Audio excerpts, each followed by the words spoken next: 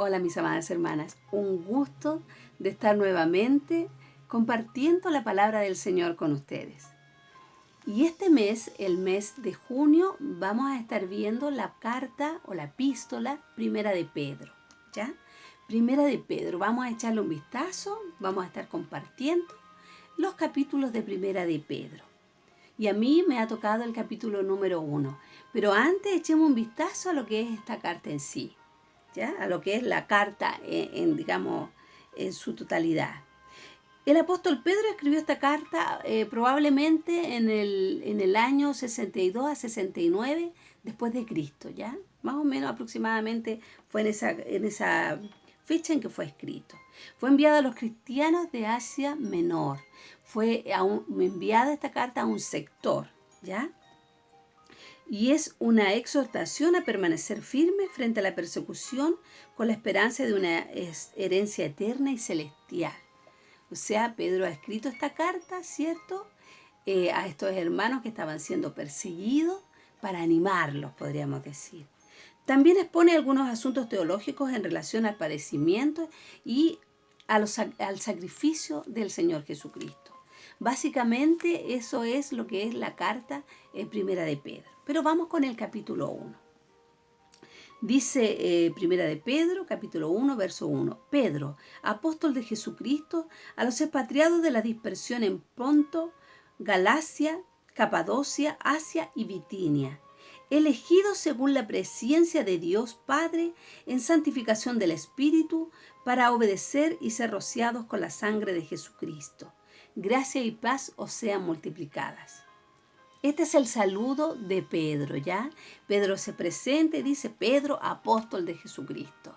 ¿Recuerdan que Pablo dice, Pablo, apóstol de Jesucristo por la voluntad de Dios? Bueno, la diferencia entre uno y otro, como sabemos, es que Pedro estuvo con el Señor físicamente, ¿cierto? Durmió con él, comió con él, es llamado apóstol por eso, esa era la característica de los apóstoles.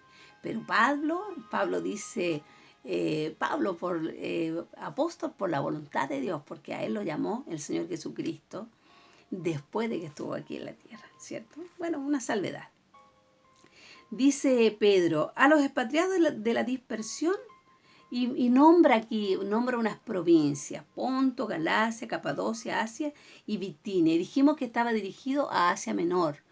Esto quiere decir que esta carta no fue escrita a una iglesia en particular, sino a un sector, a una península en realidad, ya donde estaban estas ciudades.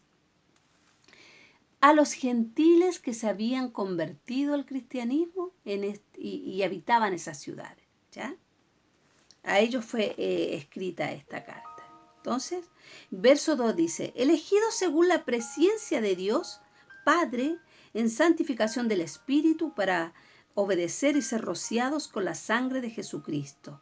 Gracia y paz os sea multiplicada. Este es el saludo de Pedro. Y dice, y le llama elegidos. Qué lindo, porque apela un poco a la identidad. Estos hermanos estaban pasando por tribulaciones y Pedro les habla de esta manera, elegidos según la presciencia de Dios Padre. Y aprovecha Pedro de exponer un poco la Trinidad, ¿ya? Porque aquí nombra al Padre, al Hijo, nombra al Padre, al Hijo y al Espíritu Santo. Miren, dice, elegidos según la presciencia de Dios Padre, o sea, el Padre los elige. En Juan 10:29 el Señor Jesucristo dice, mi Padre que es mayor que todos me las dio, cuando está hablando de las ovejas.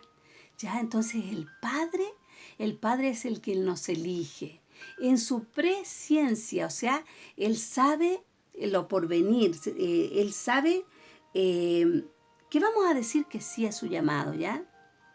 A eso se refiere con su presciencia. El Padre elige en su presciencia y en su conocimiento anticipado. En otras palabras, Él sabe que diremos amén a su llamado.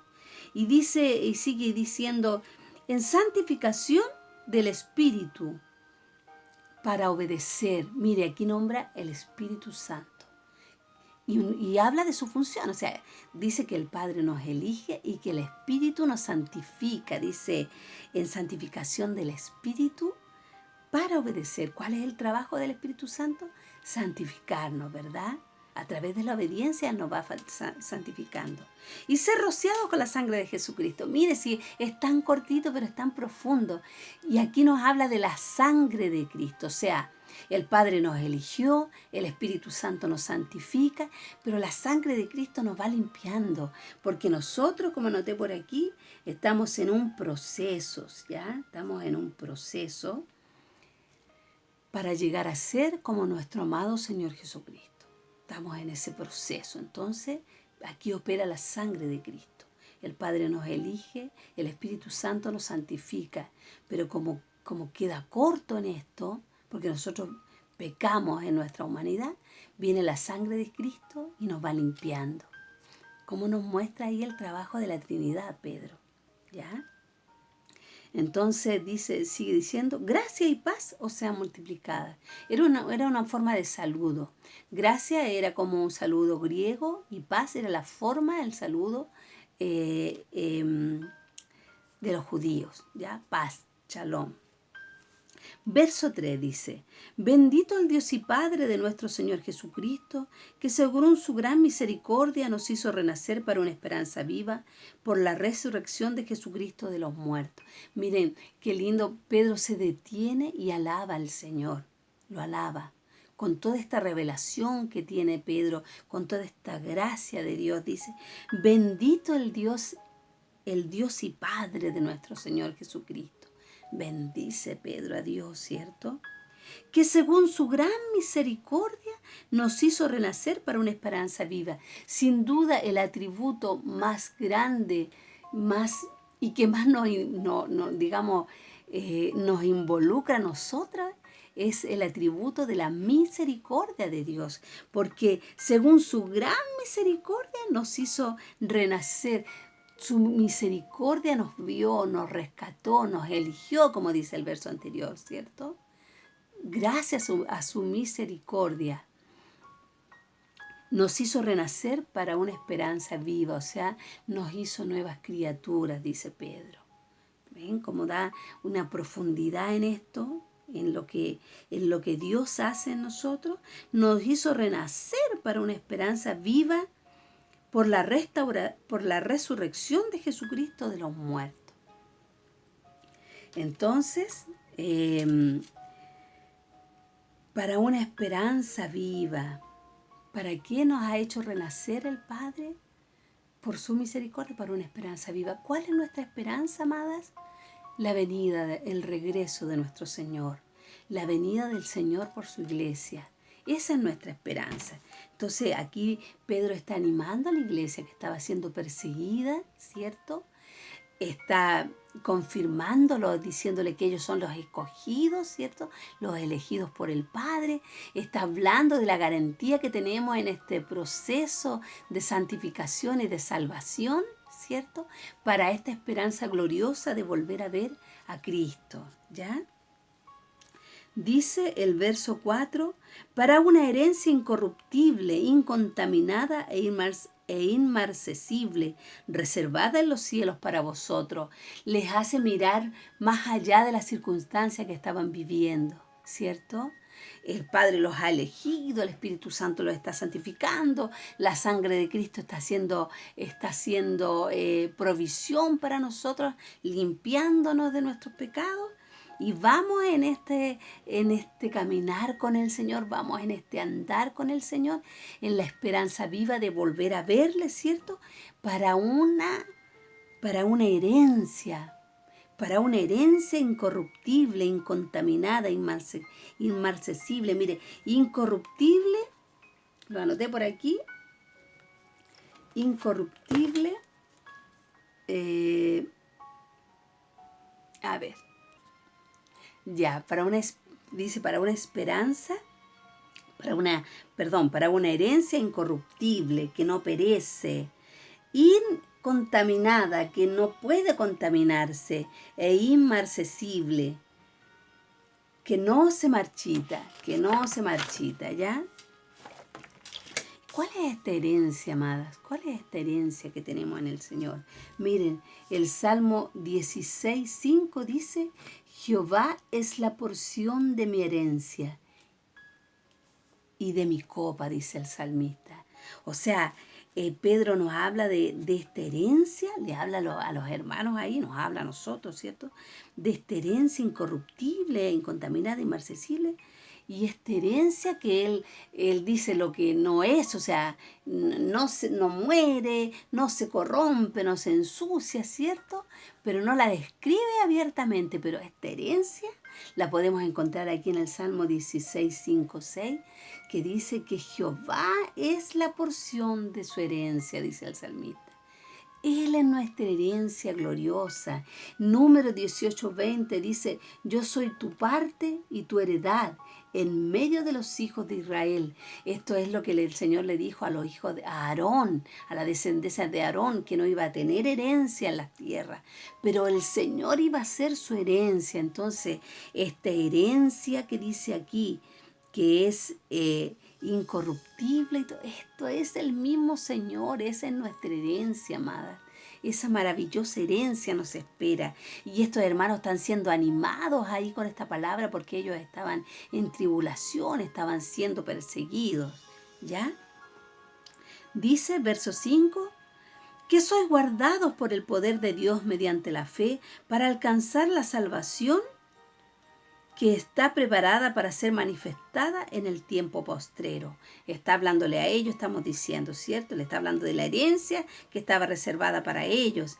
Ellos que están siendo guardados por el poder de Dios mediante la fe. Miren, el poder de Dios nos guarda, el poder de Dios nos guarda, pero nos guarda mediante la fe, mediante una relación que nosotras podamos tener con el Señor, una relación en fe, una relación en comunión. Nosotras permanecemos en esta relación en fe, en comunión, y el poder de Dios opera a nuestro favor y nos guarda, dice, ¿ya? Que somos guardados por el poder de Dios mediante la fe para alcanzar la salvación que está preparada para ser manifestada en el tiempo postrero. O sea, este poder opera en nosotros a través de la fe. O sea, hay una parte nuestra y está la parte de Dios. Nosotras operamos en la fe de tener una relación de fe, de compañerismo con el Señor, y este poder se activa para nosotros. ¿Para qué propósito? Para alcanzar esta salvación que será manifestada en el tiempo postrero. Amén. Verso 6.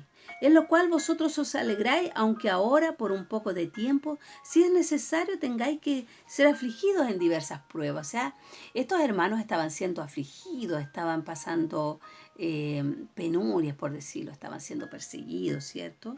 Pero Pedro los anima con esta palabra, diciéndole que aunque ellos por un poco de tiempo, si es necesario, tengan que ser afligidos, esta es la herencia que ellos tienen. Esto es lo que ellos pueden mirar por encima de sus circunstancias. ¿Ya? Verso 7. Y dice el verso 6, y en lo cual vosotros os alegráis. ¿En qué se alegraban? Se alegraban en el Señor. Por lo cual vosotros os alegráis, dice, aunque ahora por un poco de tiempo tengáis que ser afligido. Mire, el verso 7, para que sometida a prueba vuestra fe, mucho más preciosa que el oro, el cual aunque perecedero se prueba con fuego, sea hallado en alabanza, gloria y honra cuando sea manifestado Jesucristo. O sea, ellos estaban pasando por este proceso de tribulación, estaban siendo probados, dice, habla del oro. El oro es el material, digamos, más durable que hay. Pero aún así, él igual va a perecer el oro en algún momento, ¿cierto? Entonces, esta fe está siendo probada. Así como el oro es probado en el fuego para ser refinado, así nuestros hermanos también estaban siendo probados para ser más santificados, ¿cierto? Para ser hallado, para el fuego sea hallada en alabanza. O sea, esta prueba lo iba a llevar a ser hallada en alabanza, gloria y honra cuando se ha manifestado Jesucristo. O sea, iba a dar un fruto. Iba a dar un fruto este proceso, esta tribulación, esta prueba que estaban viviendo, ¿ya? Verso 8. Dice, a quien amáis sin haber visto, en quien creyendo, aunque ahora no lo veáis, os alegráis con gozo inefable y glorioso. Estos hermanos, a pesar de que estaban sufriendo, ¿cierto? Dice que se alegraban. ¿En quién? Primero dicen, ¿quién amáis sin haber visto? ¿A quién ellos no habían visto? Al Señor Jesucristo no lo habían visto, pero lo amaban, ¿cierto? ¿A quién amáis sin haber visto? En quien creyendo, aunque ahora no lo veáis, os alegráis con gozo inefable. Miren lo que produce nuestro Señor. Los hermanos no lo habían visto, pero se alegraban en Él, se gozaban en el Señor, creyendo, ¿cierto? Y aunque no lo veían, se alegraban, con gozo inefable, dice, gozo profundo, más allá de lo que las palabras pueden expresar. O sea, esta tribulación, esta prueba, este proceso que estaban viviendo los hermanos, les hacía sentir este gozo inefable. O sea, el proceso de dolor, el proceso de prueba sobre los hermanos estaba dando este fruto, ¿cierto? De gozo inefable sobre ellos. Verso 9. Obteniendo el fin de nuestra fe, que es la salvación de vuestras almas. Ya, o sea, todo esto tiene como propósito llevarlos a la salvación de sus almas, le dice Pedro, y les anima ahí Pedro, ¿cierto? Luego en los versos 10 al 12 empieza a recordarle sobre los profetas. Dice, mire, los profetas que profetizaron de la gracia destinada a vosotros inquirieron y diligentemente indagaron acerca de esta salvación, escudriñando qué persona y qué tiempo indicaba el Espíritu de Cristo, que estaba en ellos, el cual anunciaba de antemano los sufrimientos de Cristo y las glorias que vendrían tras ellos. Hace como una recopilación, Pedro, hace un poco de historia. Era importante para los apóstoles, era importante dejar claro que estas buenas noticias, que estas enseñanzas que ellos estaban compartiendo sobre la verdad del Evangelio y de Cristo, no era una idea nueva, sino que era algo que se había manifestado en los tiempos postreros por los apóstoles. O sea, perdón, por los profetas. Ay, me turbé ahí un poco. Los profetas habían anunciado toda esta verdad, habían anunciado a Cristo. Entonces, era importante para los apóstoles hacer esta salvedad y dejar claro que esto no era algo nuevo, sino que estaba profetizado hace mucho tiempo atrás que se habría de manifestar Cristo. Y eso es lo que empieza a hacer Pedro aquí. Y lo vamos a dejar hasta aquí, habiendo estudiado estos versículos de Primera de Pedro y su primer capítulo. Amén. Y que la palabra del Señor siga siendo glorificada, mis hermanas. Un gusto. Amén.